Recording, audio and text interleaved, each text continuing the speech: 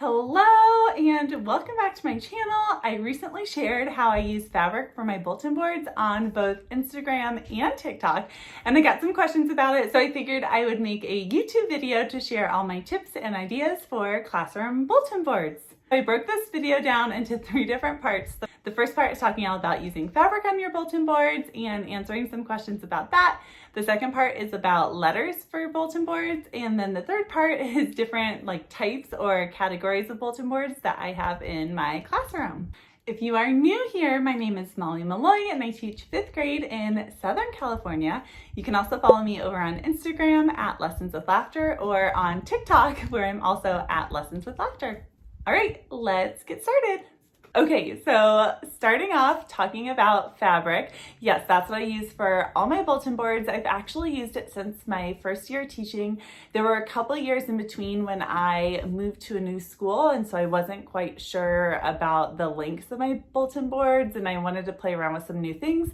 So I used paper for a couple of years in between, and of course, as soon as I figured out exactly what I wanted, I went right back to fabric because it's so much easier for so many different reasons. The first is that there are so many more different color options with fabric than with paper. So I love just all the options that you get with fabric. The second is that fabric can go on much more smooth than paper. So the trick is when you are hanging up your fabric, you actually want to pull it a little bit tighter when you staple it, so that way it's stretched just a little bit. It will help it to look and stay a lot smoother throughout the whole year. The third reason is it does not rip like paper. You don't have to worry about it tearing and then having to replace the whole bulletin board. And then going along with that, the fourth reason is it does not show those holes from push pins or staples. If you push pin or staple something into paper, then the hole is there and it's really obvious, but in fabric, the holes from push pins and staples don't show up as much, which is really nice. And then the fifth reason is that the colors just seem to last so much longer than with paper. They don't seem to fade as easily, which is really nice because then you can get a lot of year's use out of your fabric. So I got a lot of the same questions over and over again about the fabric. One of them is, where do I get my fabric from? So the majority of the fabric that you'll see on my classroom bulletin boards is from Joann Fabrics. I really liked getting most of it from one store because then it was really easy for me to line up all the colors together and see how they would look together. There was one color I was looking for that I did not find at Joann though, that I got at Hobby Lobby. So they also have a pretty good selection as well. The other really cool thing that I did not know about before, but both my local stores told me, is that if you have fabric cut and then you decide that it doesn't work out or you're not going to use it, that you can actually still return it to the store. So I did not know that. I did not think you could return it after it was cut, but they told me that as long as I didn't make any additional cuts to it, that I could still return it. So definitely check with your store before you purchase it, but that was really good to know. It gave me some peace of mind knowing that if a color didn't work out or if it, wasn't quite the right size, that I could always return it and get something else. So good to know if you are shopping for fabric. And then my other tip for fabric, it is a little bit more expensive, and so it's always nice to get it when you know that there's a sale going on. You can get it for a discount. Joann Fabrics also does have a teacher discount, so if you get your fabric anywhere that has teacher discounts, that's nice because then you can use that discount in addition to any other discounts that they have going on. So I definitely would recommend waiting for sales if you are buying fabric. The next question that I got a lot was what length I get the fabric cut. And actually in my classroom, I have 2 full walls that are completely tackable from floor to ceiling, which is incredible. I am so thankful for that. So that means that I can make my bulletin boards any length or height that I want. So it gives me a lot more flexibility when I am getting my fabric cut. So what I did is I just kind of mapped it out. I measured my walls so I knew kind of what I was dealing with. And then I just measured about how long I wanted each bulletin board. I thought about what I wanted to put up on the bulletin board. For example, my writing bulletin board, I needed 34 spots for it. So I knew it had to be a certain length in order to fit all of those. And then the rest of the bulletin boards, I just kind of planned it out based on what I wanted to put up on there and how much space I thought that I needed. So I don't have the exact measurements for you, but I would say it definitely depends on your space. If you have set bulletin boards in your classroom, then obviously you'll want to measure those and get fabric to go with that length. If your classroom is like mine and you have more flexibility in terms of what you want to do with your boards, then I would recommend just kind of playing around with different lengths and planning out what you want to put up on those boards to help you determine how long you want them to be and how long of fabric you should get. It also doesn't hurt to get a little bit of extra fabric on the end when you get it cut, so that way you have a little bit more flexibility when you are creating your boards. If you change your mind and you want one to be a little bit longer, you have that option. If you have any other questions about using fabric for your bulletin boards, leave them down in the comments and I will chat with you down there about it. But I wanted to move on to talk about bulletin board letters and then different display ideas for your classroom bulletin boards. So starting with letters, that's another question I get a lot, is how I cut my bulletin board letters. I've used a Silhouette machine in the past to cut my letters, but I just recently got a Cricut, which I'm so excited about. So that's what I'm going to be using to cut my letters for next year. Both of them are really similar though, in terms of you could use both of them to cut your bulletin board letters. The really cool thing about them is they allow you to do your letters in any fonts that are on your computer. You can select whatever size you want and they cut them out for you. So not only is it easy, but it also saves you a lot of time not having to hand cut letter by letter. So I highly, highly recommend using either a Silhouette or a Cricut to cut your bulletin board letters. If you're thinking about getting a Cricut, I do have a referral code and I will leave that down below in the description box. Another thing that I did this year with my bulletin board letters was actually inspired by my friend Hannah. You can find her on Instagram at Miss West Best, and that is printing off letters on my printer and framing them with cheap frames and putting them up on the bulletin board. So here's a picture of one of the boards in my classroom. Like I said, I just printed the letters off in different bright colors, and then the frames that I used are actually old IKEA frames that I had laying around that I wasn't using, so it was perfect. And what I did to get it to actually stick up on the bulletin board is I hot glued a thumbtack to each of the four corners, and then I just pushed it up on the wall and they stayed up there all year. I love how that looks. I love how it adds more color to the classroom and to the bulletin boards. It's definitely something that I'm glad I did on my bulletin boards, and I like having it mixed up.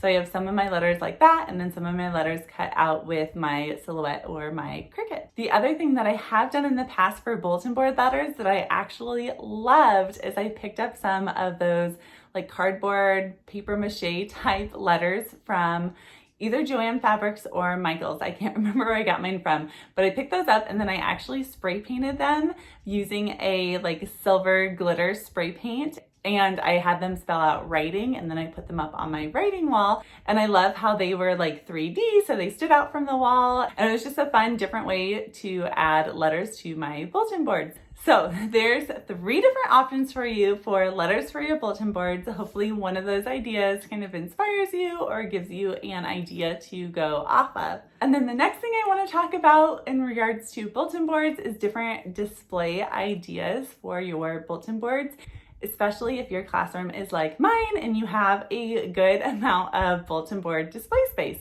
So I break my bulletin boards into 3 different categories. I have my interactive bulletin boards, I have my bulletin boards that have like student pictures on them, and then I have my student bulletin boards that are like references for my students. So those are the 3 different main categories that I would say all my bulletin boards fall into. Starting with my student picture bulletin boards, I love having space in my classroom where my students can see their pictures reflected in our walls or throughout our classroom. And so we have one of our bulletin boards that is our hashtag 5th grade family bulletin board that's just dedicated to pictures of my students and our learning throughout the year. I get my pictures printed through an app called Fox Print, and they're super fun because they're almost like a Polaroid style of picture. And so after I print them off and I bring them into my classroom, I have my students write a caption on it that describes what they were doing, what they were learning about, and then they'll also do hashtags that go along with that learning. So they love it, and it's a really great way to not only display our learning, but also for them to see pictures of themselves in our classroom. The second bulletin board that I have with student pictures was actually inspired by my friend Jill. She's over on Instagram at Hello Fifth. Those pictures are from a group work activity that we did the first week of school. And I took pictures of my students who were working in groups and put them up on the wall. It was basically a way for them to see what amazing group work looks like. And as we were reviewing the pictures, they wrote down on Post-it notes what kinds of things they noticed from the pictures or what kinds of things they experienced during that group work that made it really great group work. And then we kept those pictures up the whole year kind of as our group work goals and reminders of what our expectations were as we were working in groups throughout the year. The second type of bulletin boards that I have in my classroom are interactive bulletin boards. One example of this is my book recommendation board above our classroom library. So on our book recommendation board, I have laminated cards that are numbered so that I have one for each of my students. And then sitting on our classroom library bookshelves are little cards that students can grab and fill out with book recommendations. And after they fill out their book recommendation, they'll hang it up on their numbered card using a paper clip, and then it just stays up there. And then throughout the year, as they add more book recommendations to it, they just keep on sliding them under that same book recommendation. And it's really great because then as other students are looking for new books to read from our classroom library, they can check out our book recommendation wall to get some ideas that their classmates recommended. Another interactive bulletin board that we have in our classroom is our math bulletin board. So I actually hung up a small whiteboard on it this year. That way we could use it for different challenge problems throughout the year. And then I have Jill's math wall pieces on it. They have different math terms that we use throughout the year, and students can come up, they can label a problem that we're working on. And I'll also have students come up and show the class how they solve different challenge problems that we are doing. And so it's just a great use of that bulletin board space to have another interactive space in our classroom. And then the last main type of bulletin board that I have in my classroom is our reference bulletin boards. These are bulletin boards that my students can reference for different things throughout the year. So our math bulletin board, I talked about it being interactive because of the whiteboard on it, but it also doubles as a reference bulletin board because above my whiteboard, I have multiple posters from my friend Kristen at Ladybug's Teacher Files that my students refer to constantly. And then we also have our PBIS board that has our school acronym and our school-wide expectation for students. And so I have that up on a bulletin board right by the door so it's easy to see. And then also on that bulletin board, I have clothespins so that I can hang up other important announcements or rubrics for projects that we're working on and things like that. And then the other bulletin board that I didn't really mention that didn't fall into the other categories is our writing wall. I think it's super important to have a space in my classroom where I display student writing. And so I have a writing wall with a spot for each of my students, and we display their writing up there throughout the year. And it's a fun place to display all the amazing work that they are doing. I have a couple video clips that explain our writing wall a little bit better in case you want some ideas for setting up your own writing wall, so I will enter those here. Here is our writing wall, and I'm super excited this year because my new teammate, Kristen, she showed me what she did on her writing wall, and this is what I did this year too. So we just used black construction paper, cut it in half, laminated both of them, and then hole punched these holes at the top. And then through these holes, we put these little metal things. So throughout the year, we just added students writing to it, one piece at a time. You just open these up, put the writing on, and then close them back up. And so now I'm just gonna grab all their writing, take it off, and then put a cover on it and staple it together.